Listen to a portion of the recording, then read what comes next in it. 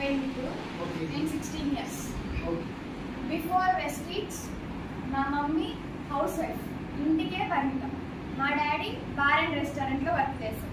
నాకు అక్క, మేమిద్దరం స్టడీస్ పరంగా అక్కడ ఉంటాం. సో బిఫోర్ వెస్టీజ్ మా అమ్మకి ఫుల్ మైగ్రేన్ హెడేక్ ఉండేది. మా పెద్ద మామయ్య గవర్నమెంట్ టీచర్ కావాలి, ఆయన వెస్టీజ్ గురించి మాకు చెప్పడం జరిగింది. నమ్ముతారా? చెప్పిన వెంటనే ఎవరైనా నమ్ముతారా?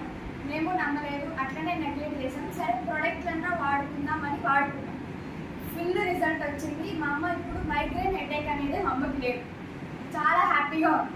సరే మీటింగ్ వద్దాం, సరే మీటింగ్ ఇద్దాం అన్నట్టు మా మామయ్య కావలి నుంచి కోటపోకుండా తీసుకెళ్దామని ట్రై చేయడానికి వచ్చాడు.